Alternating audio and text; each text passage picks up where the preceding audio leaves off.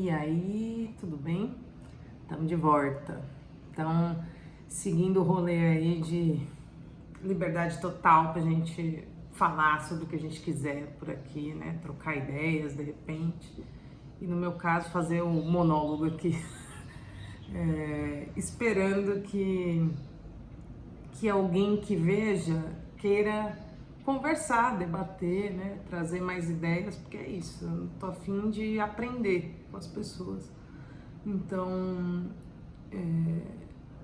primeira coisa que eu acho que rola de falar aqui é sobre espiritualidade, sobre como eu vivo a espiritualidade, né? Como eu vivo a minha conexão com a espiritualidade. E aí tem a historinha, né? Que eu vim. Eu cresci numa família que não tinha religião assim, né? Não era uma família que frequentava algum tipo de religião, mas aí com a perda do meu avô, quando eu tinha quase 7 anos, meu avô faleceu e meu avô meio que era a cola que grudava todo mundo, né, de casa. E aí ficou todo mundo muito desesperado, muito desolado, me afetou profundamente, porque até então eu era a única neta, né, a única criança da família, e ele era muito meu parça. Eu acredito que ele segue sendo meu parça, mas de outro jeito. Mas a gente passava muito tempo junto, né? Era ele que ficava comigo no período que eu não estava na escola e tudo mais. Aprendi bastante coisa com meu avô. E, enfim, quando ele fez a passagem dele, ficou todo mundo meio sem resposta, porque ele faleceu muito novo. Morreu com 51 anos, se eu não me engano. E eu lembro que a gente tinha uma vizinha que era kardecista, que frequentava um centro espírita kardecista e que levou minha avó, minha mãe, acho que minhas tias também foram, né? Minha mãe tem mais 2 irmãs.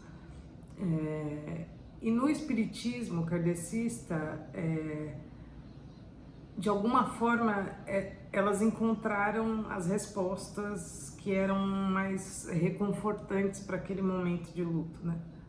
E eu lembro de, quando criança, de ir junto, tinha uma parte separada, né? Como todo templo religioso, tem sempre uma parte separada para as crianças, para fazer atividade, enfim. Até para evangelizar, mas de um jeito mais tranquilo, né? Porque as crianças não vão entender mesmo o que está rolando na reunião principal da casa.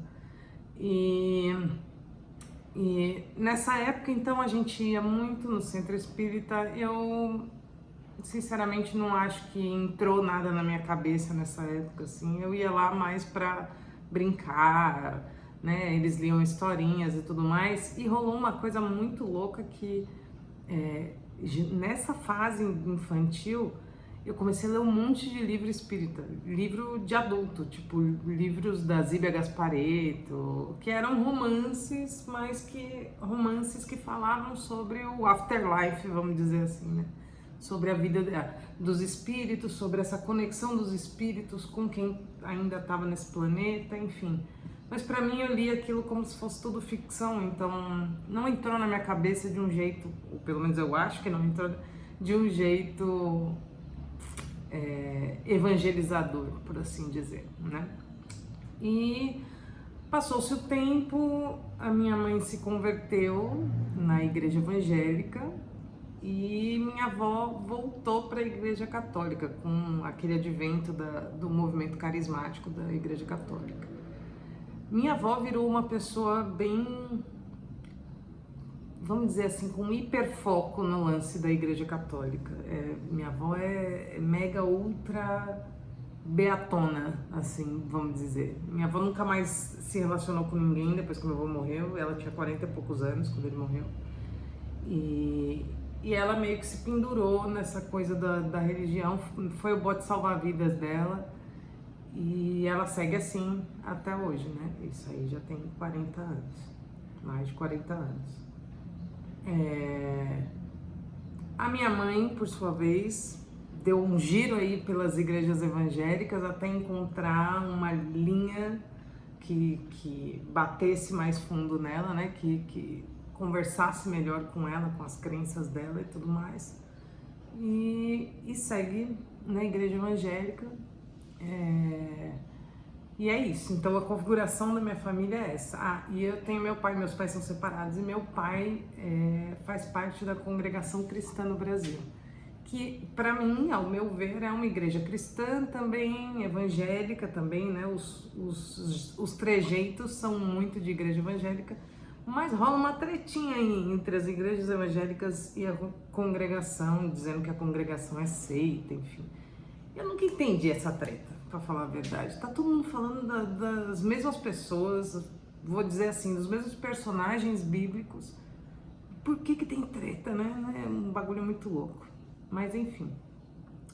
O que aconteceu comigo? Eu sempre fui, assim, sempre gostei muito das coisas esotéricas, né?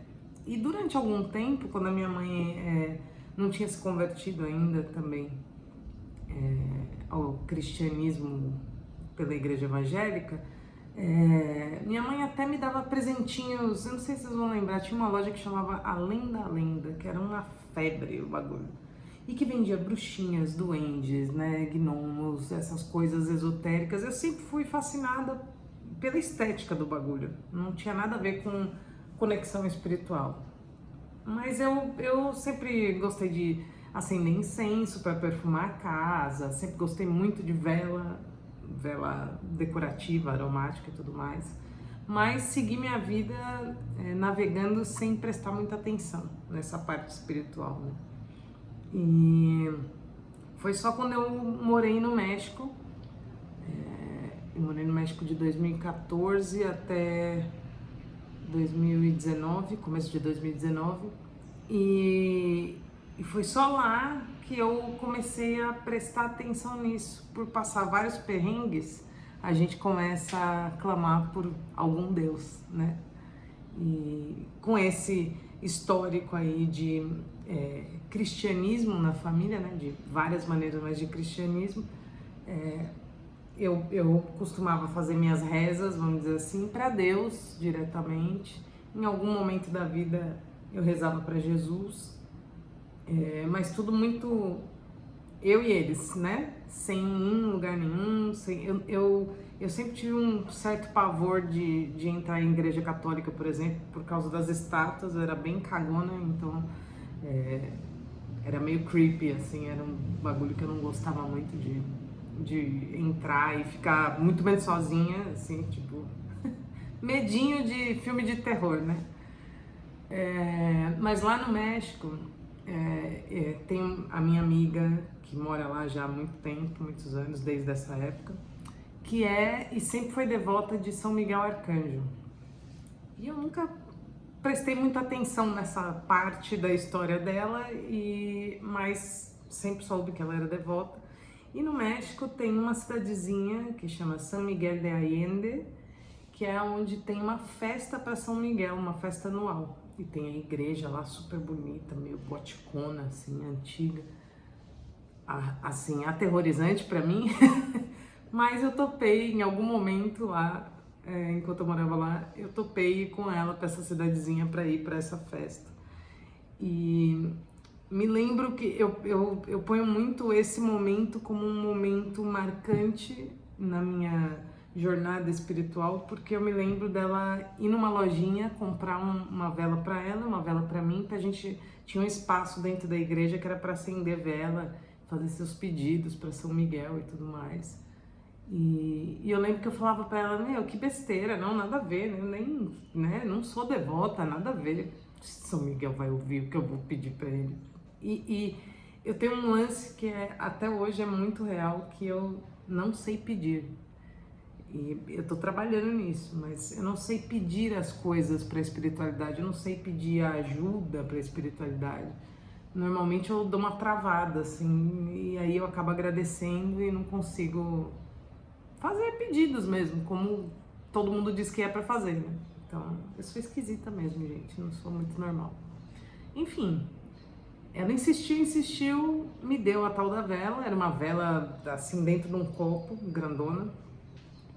E eu lembro de entrar meio no deboche, não vou negar, e acender essa vela. Não me perguntem o que eu consegui pedir nesse dia. Esse dia eu consegui fazer algum pedido, mas eu não tenho a mínima ideia. Tipo, limpou da minha mente de um jeito que eu não consigo lembrar. Já forcei bastante a mente. A véia coroca não consegue mais ter as lembranças claras. Mas eu pedi alguma coisa esse dia, eu lembro de ter pedido algo. E daí pra frente, as coisas começaram a aparecer na minha vida, as coisas que eu digo informações, né? Informações sobre se conectar com a espiritualidade começaram a cair no meu colo desde então. Eu voltei, né, pro Brasil no começo de 2019, voltei bem chateada, assim, frustrada e tudo mais, meio que começar tudo de novo, pá. Tinha terminado um relacionamento lá, bem tóxico inclusive, mas na hora a gente não percebe que a gente tá se livrando e não perdendo alguma coisa, né? Mas eu voltei meio com essa sensação de derrota, sabe? E aí eu fiz de novo esse giro pelo mundo espiritual. Eu li livro do Padre Fábio de Mello, porque quando eu voltei eu fiquei na casa da minha avó, então ela me encheu de coisas de cunho católico, né, para consumir, para assistir na TV, para ler e tudo mais. Fui em igreja evangélica, e comecei a ver coisas, a buscar coisas no YouTube, comecei a voltar de novo para uma coisa que eu gostava muito, que era horóscopo. Não eu fazer alguma coisa sobre horóscopo, mas consumir muito vídeo de horóscopo, né, previsões, até cair nos vídeos de leituras de tarô por signo. E aí eu lembro que eu fiquei na pandemia, eu via o dia inteiro isso. E fui aprendendo ali por osmose o que significava cada carta, quais eram os possíveis significados de cada carta, sob a perspectiva de muitos tarólogos diferentes. E fui consumindo aquilo e isso foi entrando na minha cabeça, de alguma maneira foi ficando na minha cabeça, até que um dia pela Amazon eu decidi comprar um livrinho que vinha com as cartas do tarô, um livrinho que vinha explicando como jogar e vinha com as cartas. E aí eu comecei a tirar uma carta pra mim todo dia, de manhã, assim, nesse mesmo momento do cafezinho. Aliás, peraí. Café com leite, sou apaixonada. Comecei a tirar uma carta por dia pra mim e pesquisar na internet os vários significados dessa carta e fui estudando assim. Nem abri o livrinho pra começar, desencanei do livrinho, mas fiquei estudando desse jeito, né, na informalidade. E até que algum dia alguém me falou, não lembro quem também, alguém me falou assim, por que você não publica, né, essas cartas que você tá tirando? Porque de repente pode ser uma mensagem para alguém. Não tem problema. O que eu fazia? Eu tirava a carta para mim, fazia minha pesquisa, né, via do que podia, quais eram os possíveis significados daquela carta, tirava uma foto dela e publicava no meu Instagram, com algo dizendo o que significava aquela energia naquele dia. Isso evoluiu para começar a me gravar tirando a carta, a falar, né, diretamente com as pessoas, assim. E também foi um processo meio natural, não sei por que rolou isso, mas simplesmente rolou. Um dia eu mudei de ideia e comecei a me gravar, comecei a botar minha cara. E desde então eu tô nesse rolê aí das cartas, assim, fazendo leitura, e é muito louco porque, assim, quando eu faço leituras para as pessoas, eu não lembro. Eu gravo a leitura, né? A leitura, o jeito que eu faço, que é como eu arranjo tempo entre os meus 1000 trabalhos, eu gravo a leitura e mando o vídeo para a pessoa. Só que eu não assisto o vídeo, eu gravo, né? Mando o vídeo e não assisto ele nunca mais, assim. E algo acontece que essa leitura, toda essa informação que eu acabei de falar ali, sei lá, meia hora de vídeo, desaparece da minha cabeça. Então é muito louco porque às vezes as pessoas que pediram a leitura, querem trocar ideia comigo sobre a leitura e eu já não sou capaz, porque é como se não fosse eu que tivesse feito a leitura. E hoje em dia eu acredito muito nisso, porque tem a outra parte, que no meio desse rolê de tarô aconteceu, que foi... eu encanei com uma imagem de Dona Rosa Caveira. Eu ia sempre comprar vela numa casa de umbanda. Já estava tirando carta para mim, ainda não fazia leitura para ninguém nessa época, fazia só para mim mesma. E eu encarnei com uma imagem da Dona Rosa Caveira que eu vi nessa loja de umbanda, loja de artigos religiosos para umbanda.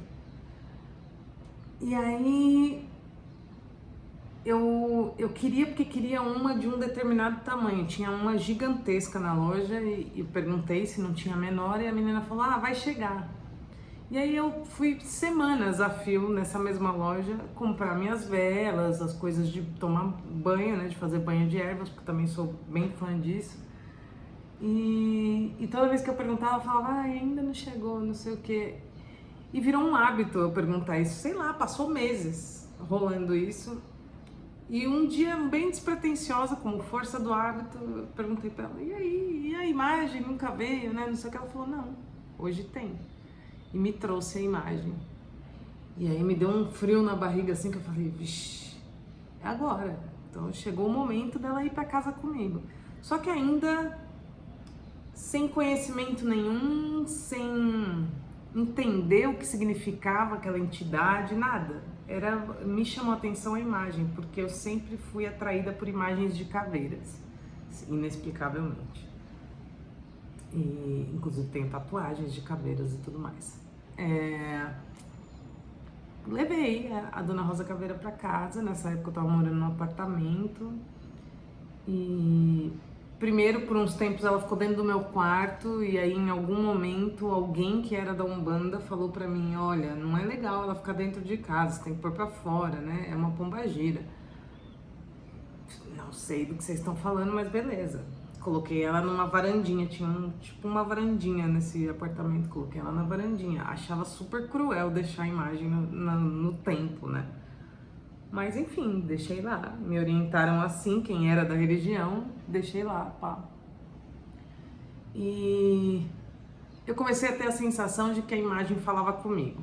E aí vem todas aquelas coisas, né, de ai meu, você tá ficando louca, você pirou de vez mesmo, realmente, você tá conversando com uma imagem estática, tá maluca mesmo. Não contei pra ninguém no começo, mas depois aí fui contando pra algumas amigas, pra minha irmã que morava comigo. Não, deve ser alguma coisa que tá te chamando. Mas ignorei mais um tempo, mudei de casa. Fui morar numa casinha que até hoje eu chamo de casa de bruxa, porque era uma casinha no fundo de um quintal cheio de mato, assim, no meio da cidade, mas cheio de mato, assim, com árvores frutíferas no quintal, uma vibe casa de bruxa mesmo, assim.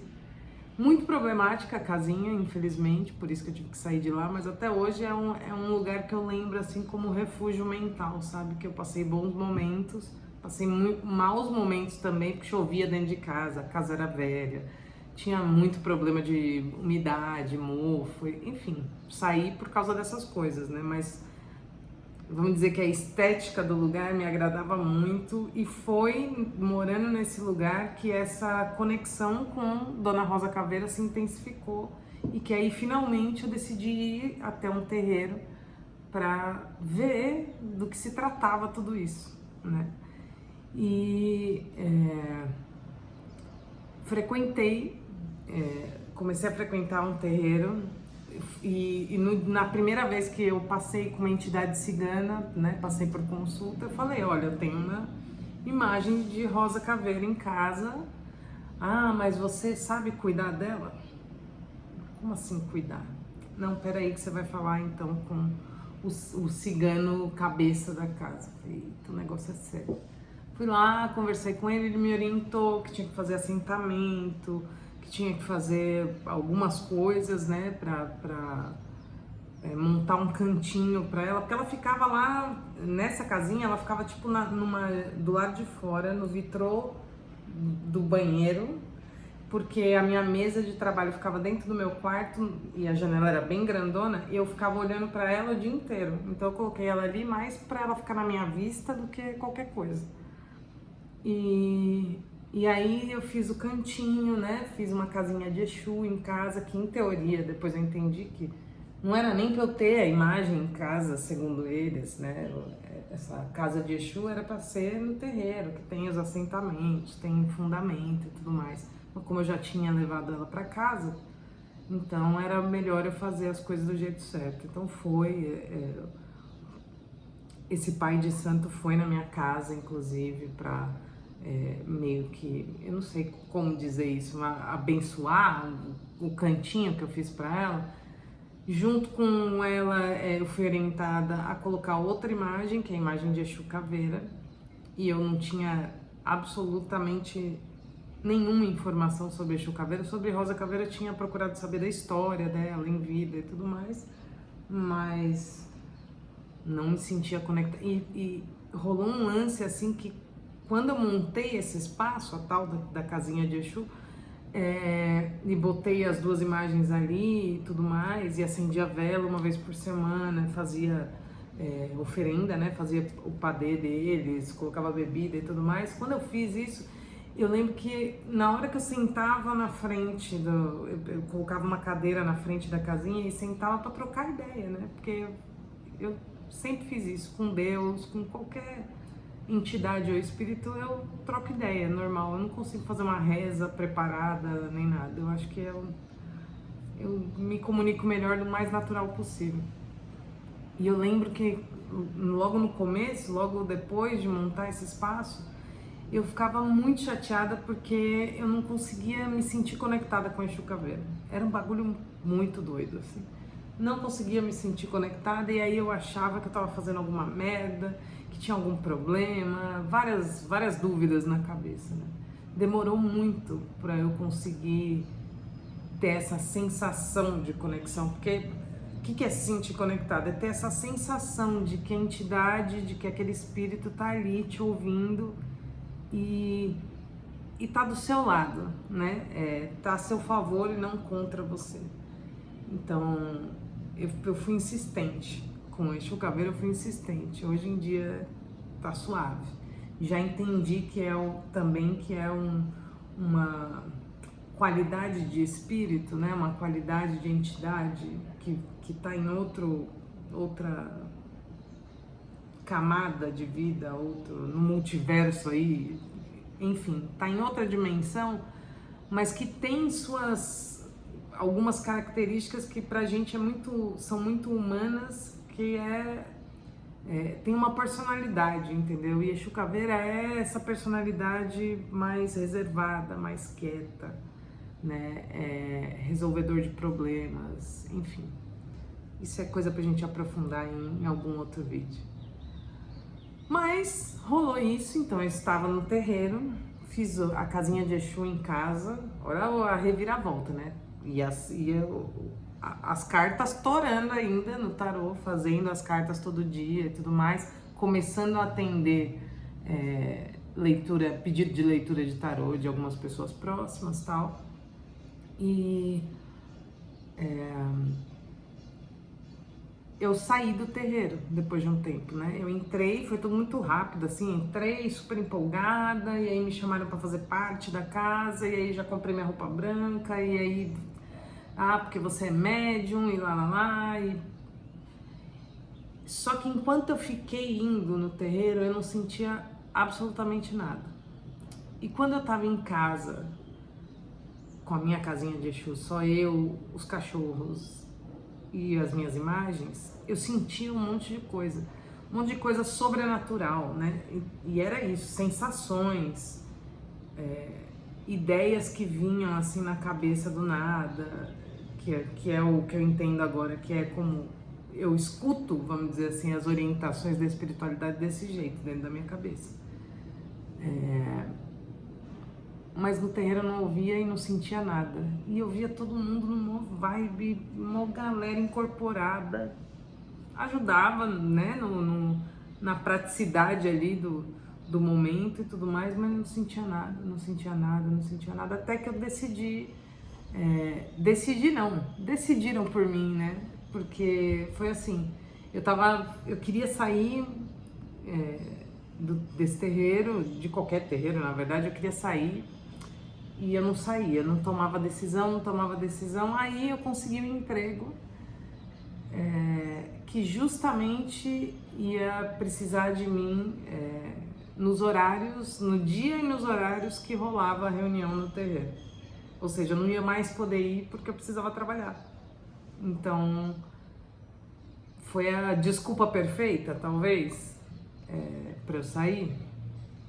E é uma coisa que aconteceu, né? Então, é difícil não acreditar que tem dedo da espiritualidade para isso. Mas, enfim, foi assim, né? Eu saí, finalmente, do terreiro. E aí, de lá para cá, eu comecei a ter acesso a muitas coisas, muitas informações, muitas vertentes diferentes no mundo religioso, espiritual e tudo mais. E mais do que nunca eu acho que meu caminho de eremita, de espiritualista solitária faz muito sentido para mim, entendeu? Porque qualquer lugar que eu tente ir, quando começa a vir as regras dos homens, né? Quando começa a aparecer, você tem que usar tal roupa, você tem que ter o cabelo assim, você tem que agir de tal maneira, e não é uma coisa que vem para mim pela espiritualidade, ou seja, que é uma pessoa, um ser humano que está colocando regras, não funciona para mim. Eu não me encaixo. Eu acho que para muita gente é a fórmula perfeita, porque você não precisa pensar muito sobre o porquê que você está fazendo aquilo. Pensar do porquê dos fundamentos daquele lugar, do porquê dessas regras. Se você não quer pensar, se você quer ter a tranquilidade de seguir alguém que está te guiando e tudo mais, vai funcionar perfeito qualquer templo religioso, porque tem o conjunto de regras, obviamente, para organizar a galera toda que vai estar ali. Mas para mim, para minha experiência pessoal, não funciona. Então, hoje eu tô num movimento totalmente carreira solo, fazendo as coisas do jeito que eu sinto, do jeito que eu escuto, porque eu escuto eles falando comigo. Então esse é o tipo de mediunidade que eu tenho. Eu também achava super estranho que eu nunca senti nada assim para incorporar, mas eu já entendi que o meu rolê é escutar e não incorporar, pelo menos até agora. Então, eu converso muito com essa espiritualidade, eles me orientam muito, eu não tenho como negar que a presença dessa família espiritual na minha vida, porque as coisas dão muito certo.